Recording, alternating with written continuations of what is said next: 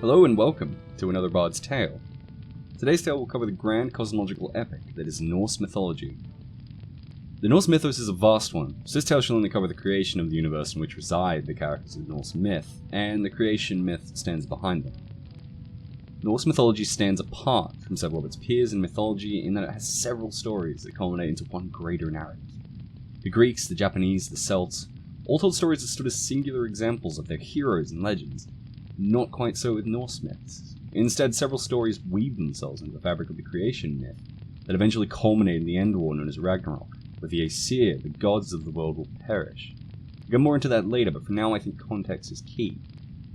Much of what we know of Norse mythology comes from an ancient Icelandic text referred to as the Codex Regius, or Koningsbok, in which many Norse poems are recorded and preserved. The Codex has been acknowledged as an inspiration to Georg Louis Berg's Eats for a Pound, and most famously of all, I think, J.R.R. Tolkien himself. The Codex was written in the 1270s and consists of 29 poems about mythology, heroes, and legend.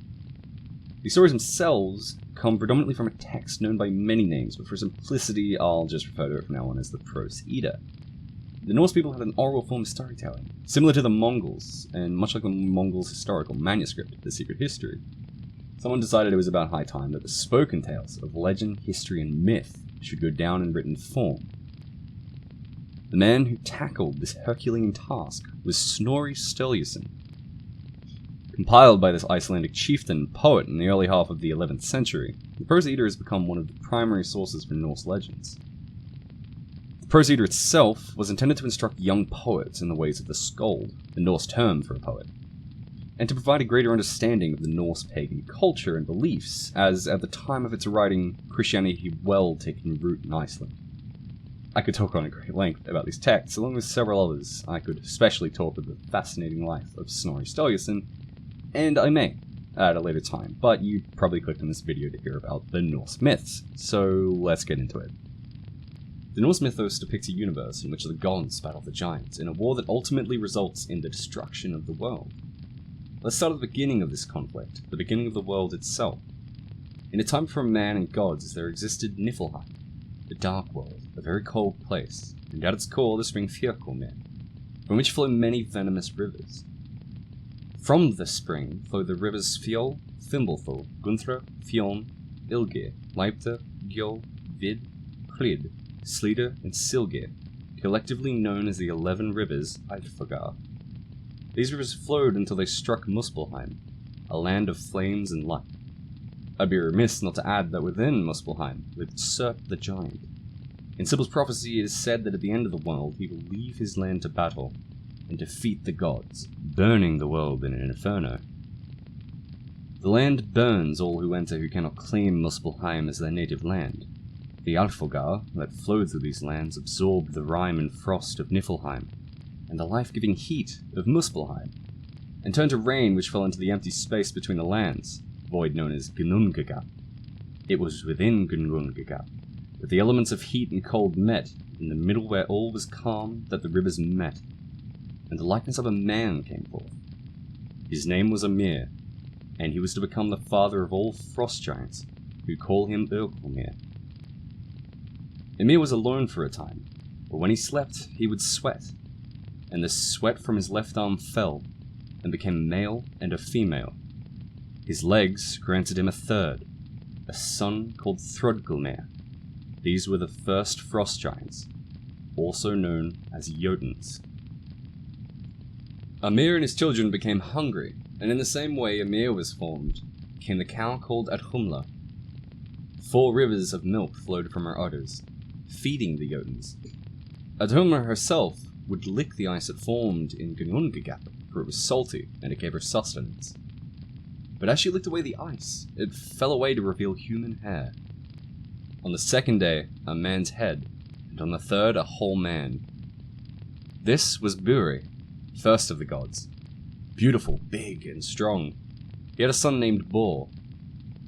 Bor would go on to have sons with Bestla, daughter of the giant Bolthorn. These sons were called Vili, Vi, and Odin. Despising the giants, the sons of Bor slayed Ymir. The blood that gushed from Ymir was so great that it drowned all the Jotuns except for two, Bergelmir and his wife. They would live on to expand the race of the Jotuns once again. Bor's sons then took Ymir's body to the center of Ginnungagap and made from him the world.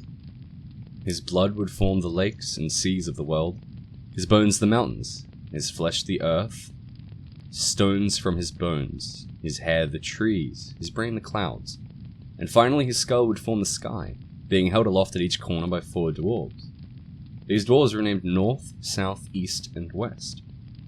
Then Bor's sons took the embers that flew from Muspelheim, and gave the world its light in the sun, the moon, and the stars. The world was circular, and Bor's sons granted the ocean shores to the Jotuns, but they did not trust them. This land became known as Jotunheim. This led the gods to create a wall around the Middle Earth, made from Ymir's eyelashes. This stronghold was from then on called Midgard. Once the world had been created, Bor's sons walked along the seashore. It was there they found 2 trees. Each son gave the trees something. The first gave them life and breath, the second gave them intelligence and movement, and the third granted them hearing and sight. The newly created beings were given names, the man, Ask, and the woman, Embla, and thus the first humans were born. From them all other humans came, and they were granted Midgard. The gods created for themselves a stronghold in the middle of the world which they named Asgard, or Troy. It is here that the gods, the Aesir, reside, and it is here that Odin sits atop the watchtower known as Hildskjalf. From there Odin can see through all worlds, and see all of man's doing. Odin took Frigg, daughter of Fjorgyn, as his wife, and from them come the family of the Aesir. It is for these reasons, and many besides, that Odin is also known as the Allfather.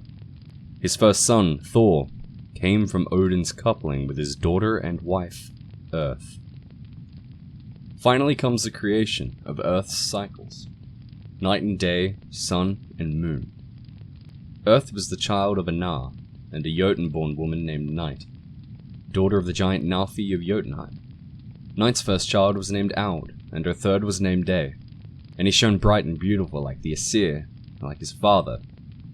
Odin granted Night and Day 2 chariots and 2 horses, and asked of them to ride around the earth every 24 hours. They both agreed. Night rides first atop the horse known as Hrimfaxi, and the foam of its mouth sprinkles the earth before each morning.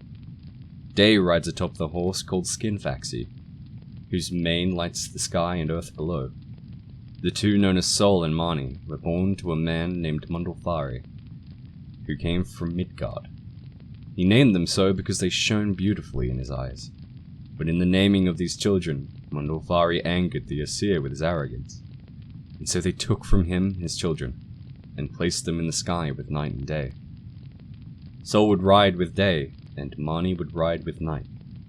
They would come to be known as Sun and Moon. The Moon himself stole 2 children from the Earth named Bil and Yuki, and had them help him drive his chariot. The race of man have always wondered why these 2 ride so quickly in the skies above. Both Sun and Moon are chased by giants in the shapes of wolves. Sun is chased by Skull, Moon is chased by Hati. The siblings fear the wolves. It is said in Sibyl's prophecy that the most powerful of the giant wolves, Managam, after gorging himself on all who have died, will one day consume the moon, and the gore will splatter the sky, blotting out the light of the sun, and winds will ravage the land below, marking the end times of Ragnarok.